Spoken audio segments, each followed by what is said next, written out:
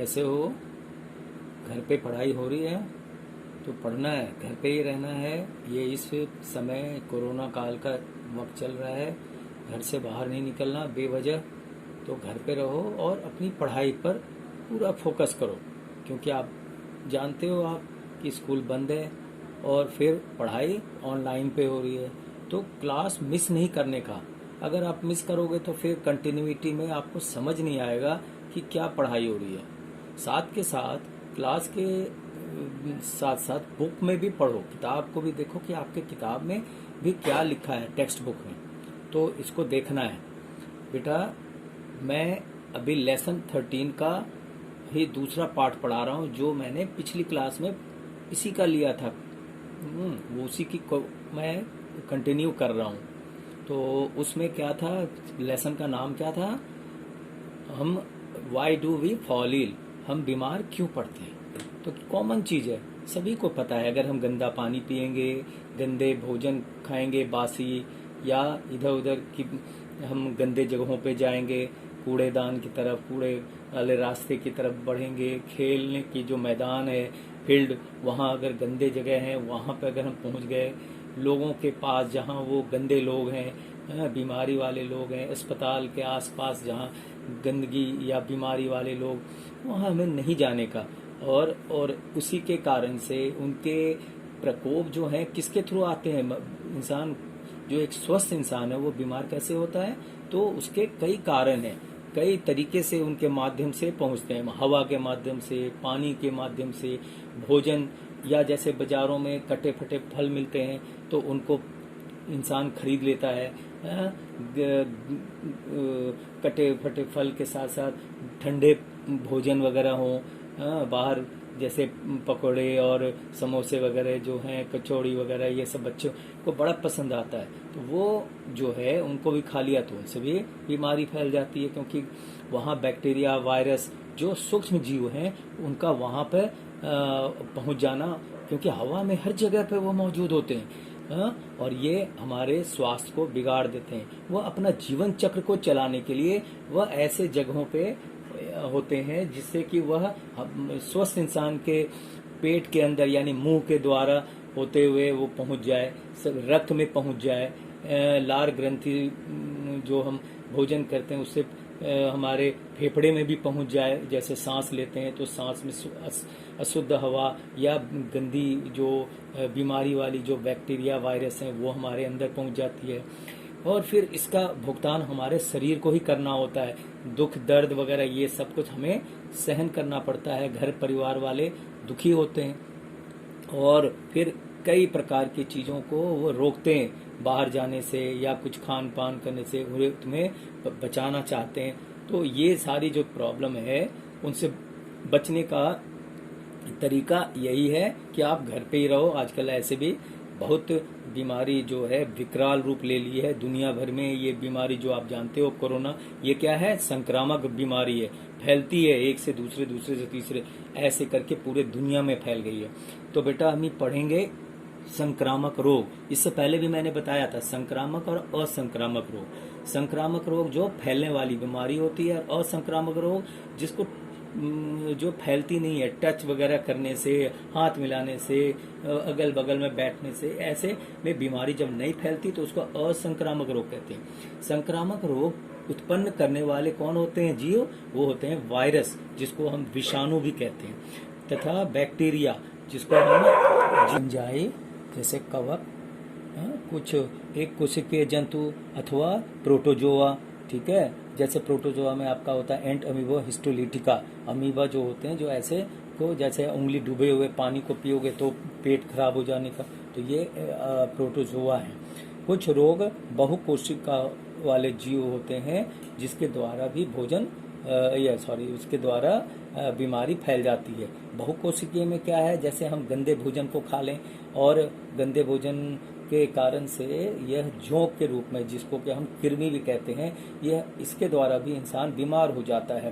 खांसी, जुकाम, इन्फ्लुएंजा, बुखार, डेंगू, ये सब जो है, डेंगू बुखार और एड्स वायरस के द्वारा होने वाले सामान्य रोग है, ये सब हो जाते हैं। कुछ रोग जैसे टाइफाइड, हैजा, क्षय रोग, एंथ्रेक्स जैसे रोग बैक्टीरिया के द्वारा होता है।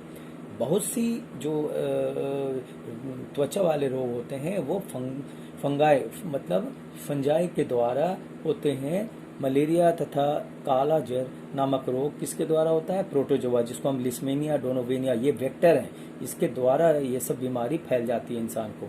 तो हमें बचना चाहिए, साफ सुथरे जगह पर रहना चाहिए, सही साफ सफाई का ध्यान रखना चाहिए। सभी वायरस परपोषी की कोशिकाओं में ही रहते हैं, समझे, और किंतु बैक्टीरिया में ऐसा कम ही होता है देखने को। तो यानी वायरस क्या है? परपोषी कोशिकाओं में रहने वाला, दूसरे के शरीर के अंदर घुस गए, किसी भी माध्यम से वो अंदर जाकर वो अपनी कोशिकाओं को बढ़ाते हैं जीवन पर्यंत। अर्थात वायरस में बैक्टीरिया और फंजाई में संख्या में बढ़ोतरी अत्यंत तेजी से होती है, ठीक है, जबकि कृमि में मंद गति में होता है। कृमि क्या है? बहुकोशिकीय है, लेकिन ये भी बीमारी पैदा करते हैं। जैसे कटे फल आप खाते हो, अमरूद है, नाशपाती है, या अन्य जो बिना धुले हम खा लें तो उसमें लगे कीटाणु वो हमारे पेट के अंदर इसी द्वारा चले जाते हैं पेट में। अब आगे हम पढ़ते हैं बेटा, औषधि यानी दवाई जो है वो एंटीबायोटिक होती है, भी खाते हैं हम। तो एंटीबायोटिक दवाई जो है सामान्यतः बैक्टीरिया के रासायनिक मार्ग को बंद कर देते हैं, यानी उसका कोई प्रभाव ही नहीं पड़ता। डॉक्टर लिख कर देता है एंटीबायोटिक, लेकिन उसका असर इसलिए नहीं होता क्योंकि वह कवर्ड होता है और हमारे शरीर के अंदर उसको बेअसर कर देता है। इससे बहुत से बैक्टीरिया अपनी रक्षा के लिए कोशिका मार्ग जो है उसको बंद कर देते हैं और कोशिका भित्ति बना लेते हैं, चारों तरफ से एक कवरिंग बना लेते हैं। तो पेनिसिलिन एंटीबायोटिक बैक्टीरिया की जो कोशिकाएं भित्ति है वो बनाने वाली जो क्रिया है उसको वो रोकती है, और इसके कारण दवाई के असर से बैक्टीरिया आसानी से मर जाती है। तो बाहर अगर कवर्ड है, कोई कवच बनी हुई है, तो उसके कारण वायरस के संक्रमण वाली कोशिका में एंटीबायोटिक का प्रभाव नहीं पड़ता। यदि हम खांसी जुकाम से जो रोगी है, ग्रस्त रोगी जो है, तो औषधि एंटीबायोटिक लेने से रोग की तीव्रता तथा समय की अवधि में कोई कमी नहीं दिखती, बेअसर कर देती है। अब बेटा पढ़ेंगे रोग फैलने के साधन, किस प्रकार से रोग हमारे शरीर में आ जाता है, तो वो हम सुनेंगे ध्यान से। बहुत से सूक्ष्म जीव जो रोगों को एक स्वस्थ व्यक्ति से रोगी व्यक्ति तक कई तरीके से वो पहुंच जाते हैं और वो पहुंचने का प्रयास करते हैं। ये माध्यम हवा हो सकता है, गंदे जल हो सकते हैं, दूसरे जैसे जानवर हैं उनके काटने से भी इंसान बीमार हो जाता है, आपको पता है, मच्छर के काटने से, और भिन्न भिन्न जीव जंतु चूहे बिल्ली कुत्ते के काटने से भी बीमारी हो जाती है। तो इंसान को इन सब चीज़ों से दूर रहना चाहिए। सूक्ष्म जीव उस जगह जहाँ पर रोगी छींकता है, खांसता है, वहाँ इंसान को स्वस्थ इंसान को नहीं जाना चाहिए, पास में भटकना नहीं चाहिए, दूर से निकल जाना चाहिए। तो और इससे होता क्या है, श्वसन की क्रिया फेफड़े तक जो है, यह जो उनके छींकने के कारण से जो बूंदक होते हैं, छोटे छोटे सूक्ष्म बूंद, वो उनके फेफड़े तक पहुंच जाए और फिर फेफड़े का रोग हो जाता है। रोग जल द्वारा भी फैलते हैं। जैसे आपको पता है कि अगर हम अपशिष्ट जल, कई बार सुनने में मिलता है कि पानी में जो शुद्ध पानी जो वाटर टैप जो आती है उसमें अपशिष्ट पेय जल भी, जो गंदे नाले का भी पानी उसमें प्रवेश कर जाता है और वही घर घर में पहुंचता है। तो इनसे इंसान यानी उनकी जो रोग के जो कीटाणु हैं वो वहां तक पहुंच जाता है और स्वस्थ व्यक्ति बीमार हो जाता है। उन्हें पता भी नहीं चलता हम बीमार कैसे हो गए, तो पानी की गंदगी के कारण। और इससे कौन कौन सी बीमारी होती है, टाइफाइड, पीलिया हो जाता है। एक और भी है बीमारी, जो जैसे दो व्यक्ति शारीरिक रूप से संबंध बनाते हैं, एक साथ एक दूसरे के संपर्क में आते हैं, तो ऐसे भी बीमारी हो जाती है जिसका नाम है एड्स। और यह सूक्ष्म जीव जो है एड्स और सिफिलिस ऐसे लोगों में फैल जाता है। इंसान को स्वच्छता का पूरा ध्यान रखना चाहिए, ठीक है। ये आपको समझ तो है लेकिन गलती अनजाने में हो जाती है।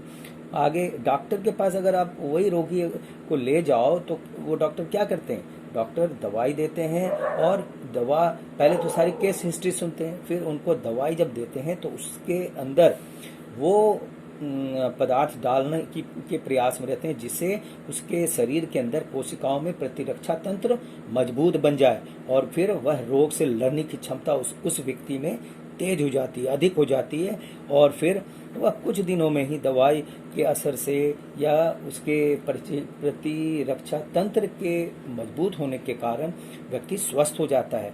होता इसमें ऐसा है कि रोगों के जो कीटाणु होते हैं वह नष्ट हो जाते हैं, या वह बार बार प्रयास करते हैं कि हमारी कोशिकाएं या जो ऊतक हैं उन्हें नष्ट कर दे, लेकिन प्रतिरक्षा तंत्र के कारण से वह एक कवच तैयार हो जाता है हमारे शरीर के अंदर, और वह उसे भेद नहीं पाता, बेअसर कर देता है उस व्यक्ति को, और वह स्वस्थ हो जाता है। यह बहुत इम्पोर्टेंट महत्वपूर्ण कारक होते हैं।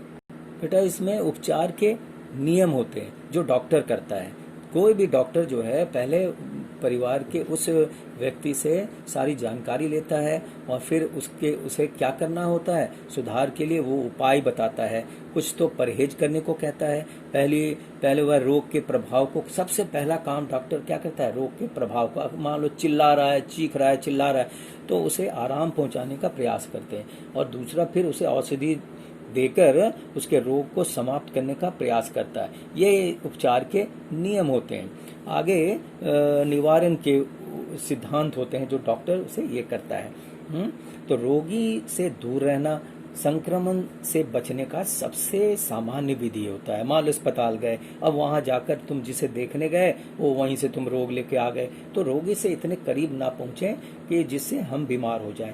हमें सूक्ष्म जीवों से बचाव के लिए खुले एवं स्वच्छ स्थान में रहना चाहिए, जहाँ स्वच्छ हवा आती हो, खुले मैदान में, खुले साफ सुथरे जगह पे खेलना चाहिए।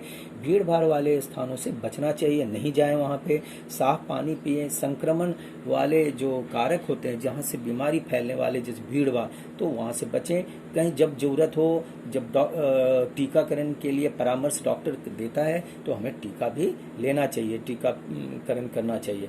बेटा जी ये तो हुए आपके इस चैप्टर के मुख्य हिस्से।